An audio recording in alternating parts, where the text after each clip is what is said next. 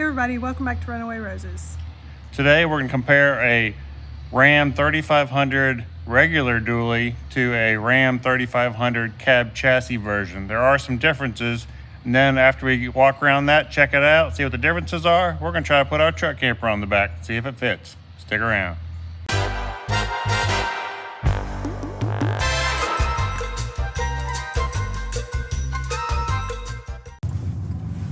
What are you doing? I am test driving a 2019 Ram 3500 chassis cab with a flatbed on the back. Yeah. Which we can go home and see how the camper fits on it. Yeah, that's our goal today. That's right. We've been wanting to try something like this out for a long time. See if it would work for us, because we're considering a flatbed because It would add a whole lot extra storage. it would add more storage. So that would be awesome. Yes. So what we borrowed is a 2019 Ram 3500 cab chassis. It's a 60-inch cab chassis, and I'll get into more of that here shortly. Well, let's go walk around it, take a look at it, and see what the differences are between that and a standard Ram dually like I have my white one that you've seen on here. So let's go check it out. Like I said, this is a 2019 Ram 3500 cab chassis. Basically meaning from the back of the cab back is different than what is on the standard Ram dually like I have my white one. However, this is a 2019, mine is a 2018, so I can't compare apples to apples exactly, but be pretty close. Brought this home, and we're gonna try to put our camper on here, see how well it fits. And with the back of the bed being a little bit longer than what the standard dually is, our white one, not sure how well it will fit, but we're gonna find out. There are some differences with this cab chassis version.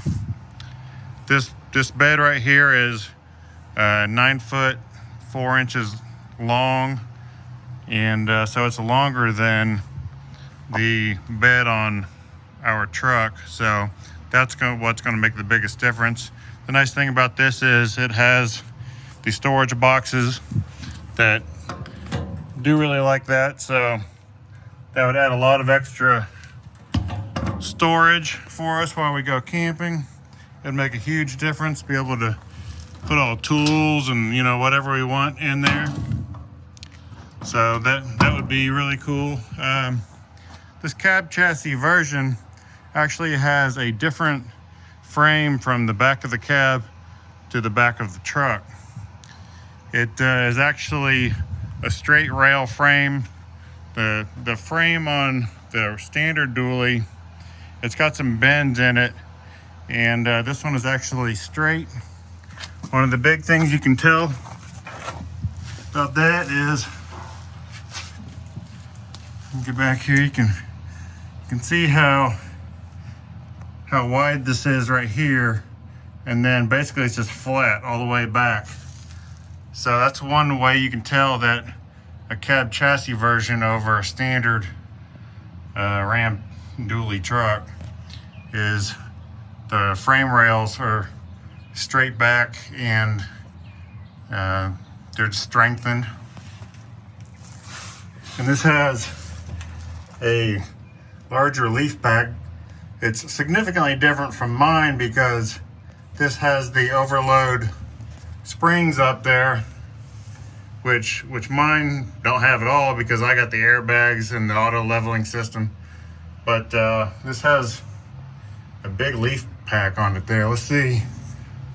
1, 2, 3, 4, 5, 6, 7, 8 plus 2 overload. I guess the bottom one's more of just a well, that's a spring. So 8 plus 2. So it's a big spring pack underneath there. So that is another difference over that and a like my truck anyhow. So you can see the overload perches there, which that part you can get on a regular Ram dually, but the spring pack may be different. Another view of the spring pack, heavy duty spring pack. Also, with this truck being the cab chassis version, it does come with a rear anti-sway bar, which the standard Ram dually does not come with one. I did add one to mine, but it's nice that it actually comes with one on these cab chassis. There's the gas tank, the big gas tank. Let me go show you the frame and just to compare it with the cab chassis version, and so you can see how they're shaped a little differently. Might be kind of hard to tell with my bracket hanging off the frame, but the frame actually dips down right here at the cab, which is up there. It's not quite as wide as it is on the cab chassis version. So there is a difference in the frame, and the frame on the cab chassis is straight, and this one kind of dips in and out. Here is underneath my truck, where you can see that it also has the anti-rear sway bar, but I added that sway bar, so it's the Roadmaster, and it works great. You can see the airbags that I have on that, and my springs don't have the overload springs. It just has the 4 real heavy duty springs and then the airbag, which the air system I love. It works great. This is a CM truck bed, so it's a nice quality truck bed. On this one, these rails do come up. They're removable. Can't do it. There you go. Hard to do one-handed. This truck does have the 17-inch wheels like I have on my truck, so basically that part of it's the same. The front axle is the same, and the rear axle, I believe, is the same. This particular truck does have a 373 axle ratios in it. My truck actually has 410s. I would prefer this to have 410s, but it doesn't have that. It's got the 373s. It does have, being the cab chassis version, you also get the auxiliary switches to hook up some extra lights or whatever you want to it. This is a Laramie package, so it's really nice. It's got most of the bells and whistles. It does not have a sunroof, but that's fine with me.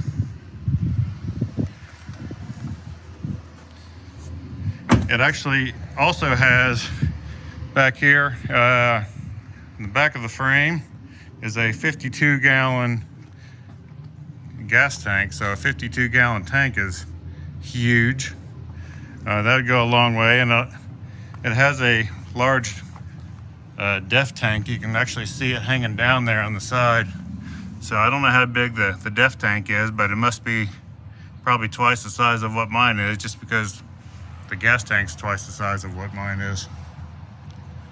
So this truck also has a payload capacity that is much higher than mine.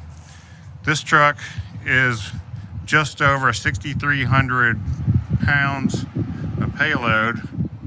Having the 373 gears, the towing amount is not quite as much. It's only like 18 something. If you get the 410s on the cab chassis, it is a little bit higher. It's 23,000, 24,000 pounds.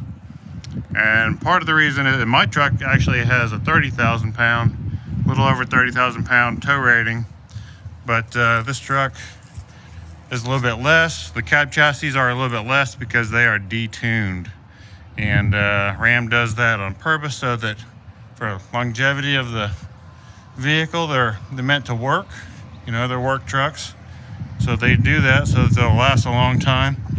So it's a little less power. I mean, it's still 360 horse, 800 pound-feet of torque. So I mean, it's still got monster power. It's plenty of power that can pretty much do about whatever you want with it, really. In comparison, here's my truck, the 2018 Ram 3500 regular dually with the 6.7 Cummins, and this does have 930 foot-pounds of torque and 385 horsepower. So there is a difference between this and the detuned cab chassis version, and you can tell a difference. Of course, I have the 410s and this as well, so that does make a big difference. But you can feel the difference a little bit, or I can, driving the two, but it's not that bad. But the big benefit here is the large flatbed. I was thinking about possibly putting a flatbed on ours, and the bed would actually be 8 foot 6 inches instead of 9 foot 4. So the 8.6 bed may actually work out a little bit better with our camper that we got in there. Just by looking at it, you wouldn't think that the flatbed really looks all that much longer, but it really is quite a bit longer. It's about 10 inches longer, so versus just the regular bed of my truck. So it would be nice to have that extra storage. So those are some of the differences between the Ram 3500 and the Ram 3500 cab chassis version. You could put whatever bed you wanted on here. Somebody had already put this flatbed, skirted meaning it's got the storage all the way around it. So that's nice. That's exactly what I would want if we were to go this route, so that we have more storage. And yeah, it's a pretty cool truck, very cool. So we're gonna go back it in the garage and raise the camper up, and let's check it out and see if the camper fits.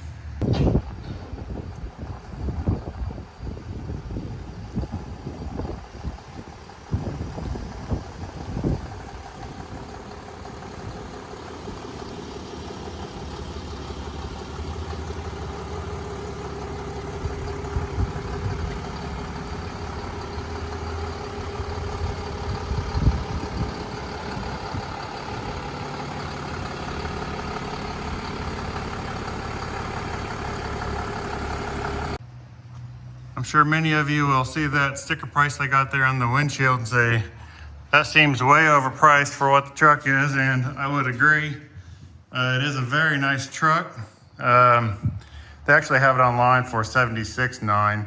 You know, they always put the high number on the windshield, but this truck is, like I said, a 2019, and it only has 22,000 miles, so it is in really great shape. And so I just want to point that out. So some of you might say, why a Ram 3500 instead of, you know, might as well bump it on up to a 4500, 5500, right? Which, yes, I would love to have one of those trucks because they have the wide track front end. This truck does not have that. It would be nice if this did be in a cab chassis version, but it doesn't. But, you know, not a big deal. But the main reason why we're looking at it is it does add an extra 1,000 pounds of payload, right? But the bed on the 3500 is about 3 inches shorter than what it would be on a 45 or 5500. And that may not typically sound like much, but in our situation where we're limited by a ceiling in the garage, that 3 inches, once you put the camper on top, can make all the difference. So, you know, so this is actually about 2.5, 3 inches taller than our white Ram truck. So if we got a 4500, it'd be an extra 6 inches above that. So this is kind of a compromise. But so that's one of the big reasons why we're looking at the 3500 cab chassis. Extra payload, still has a flatbed, and we can put additional storage on top. It gives us additional storage. And so I don't know, we're gonna see how well it fits. Our camper may fit on a smaller flatbed, but it'd be nice if it fits on this. I don't know, we'll find out. What do you think, Carla? Think the camper's gonna fit? I don't know. I think it will. You think it will? I think it's gonna work. I don't know, but I'm thinking that we're gonna have to possibly make the camper not come all the way forward. Just because of the length of the belly of the camper. So I'm thinking that the camper is gonna have to sit off this edge a little bit right there. I have a question though. Yeah. What if it does fit? Well, if it does, that is a good question. What are we gonna do then? I don't know. Guess we'll see. Yeah, we'll answer that when we answer whether or not it fits. So here we go. We're gonna raise the camper up and back the truck under, see what happens. Before we put the camper on the back, I want to measure the bed here and see how much it squats once we put the camper on. So we are 39 inches to the top of this rail. So do you remember that? 39 inches. 39 inches. And the back here is about 40 and a half, probably about 41 and a half with the rubber mat. So we'll find out what happens when we put the camper on there. Another real quick reason we were thinking about a flatbed is because although the bed looks like it's wider, it's really not. It's actually a little bit narrower than the bed on our truck. So this bed is 94 and a half inches. And between these two legs right here, it's 101 inches. So we already only have about an inch and a half worth of space on each side. So this would actually give us closer to 3 inches on each side, which make a big difference when we're backing the truck underneath the camper.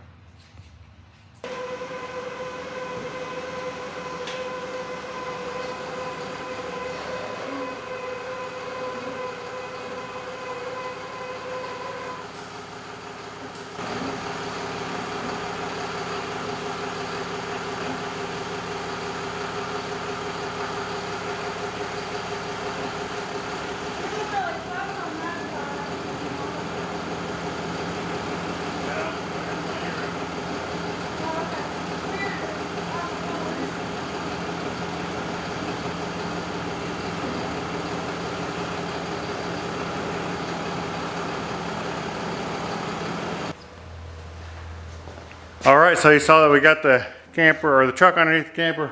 So we're gonna lower it down and see what happens. You know, see how far the bed comes down from the weight, and also we'll show you how far off the front of the bed that we had to hold the camper from, keep the camper from going. So. And also show how far this is from the. Yeah, we have to watch that headache bar, I think they call it.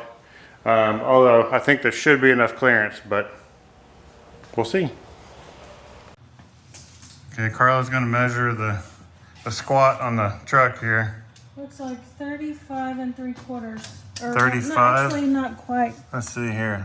Not quite 35 3/4. It's actually like 35 and how many eighths? Yeah, about 5 eighths. Yeah, 5/8. So it squatted 4 inches. That's a good bit of squat, 4 inches. So, which is not overly surprising. It is a heavy camper. That's probably our other Ram squats at least a good 3 inches. But we also got the airbags, so airbags would be a good thing to put on this truck for sure. Yep. Also, let's take a look at the front. As you can see here, it is not quite up against the front wall, so there's a good, I don't know, see if we can measure that there. There we go. Front wall is 10 inches off the front, and that bumper on the front of the camper is what, 3.5 inches or so. So basically 10 inches worth of spacing, which could come in handy. You could build a box, you know, to put like a spacer for it to bump the camper up against, and then actually have for some extra storage. It's on the same. But that would take a little work. Plenty of room up top. So like 7. Yeah, there's 7 inches 7 1/4 there. up there, so that part of it works.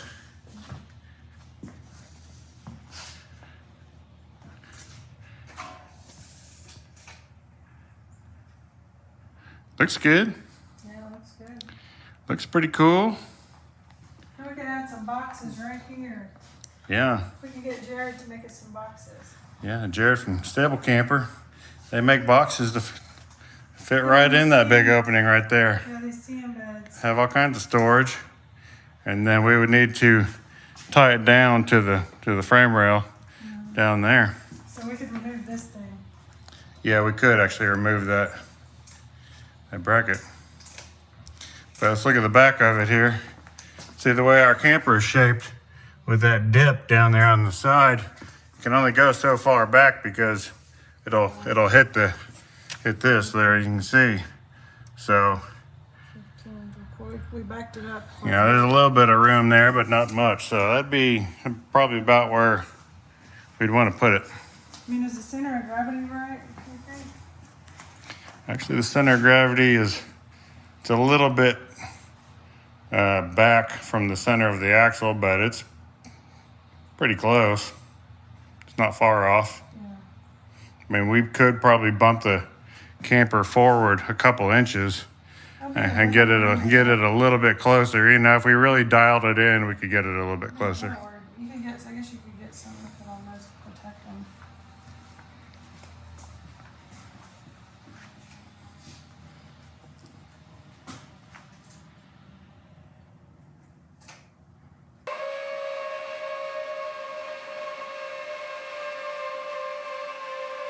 Well, there you have it. You saw us put the truck camper on the back of the truck. It worked, kinda. I mean, it worked. It doesn't fit quite as well as it does on a regular standard pickup, but it's made for a standard pickup. So. And Todd says it's easier to back it under too. So. It is. I mean, having the bed be narrower on this flatbed, it's way easier to back underneath the truck camper between those legs. So that makes a big difference. I don't know what we're going to do, but we wanted to try it out because we've been thinking about wanting to try it out for a while, and this was our opportunity to really see if it would work. So it would work. It's not 100% perfect, but we could make it work if we spaced it out. The 8.5 foot bed on, like if I took our bed off the back of our truck and put a flatbed on the back of it, it would be an 8 foot 6 inch bed.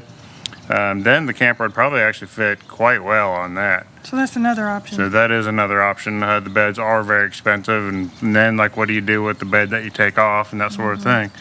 So I don't know, but this is a really nice truck. I like it. It's definitely got some upgraded stuff over just the standard dually, heavier springs and that sort of thing, and the inside's loaded. I like that. Yeah. I mean, it's a Laramie, so it's got all the good stuff in it for the most part. So I don't know. So we'll think about that. Really just wanted to kind of compare the two and see if it would work. So if anybody's got a truck camper and you're looking at possibly getting a cab chassis version over just a regular dually, there you go. You can kind of check that out and see how that would work. Our camper does have the little dips on the side, so it makes ours a little bit more complicated to put on the back of the truck. If you had a truck camper that was just completely flat on the bottom, you could probably put it all the way on this 9.5 foot bed, and then it would work. It wouldn't be a problem. Ours just happens to be a problem, but no big deal. So it was a fun experiment to try out today and see if it'd work. So and a good clickbait, YouTube thumbnail. We need to work on that, I guess. But anyhow, hope you enjoyed the video, and we'll see you next time on Runaway Roses. Bye-bye. Bye-bye.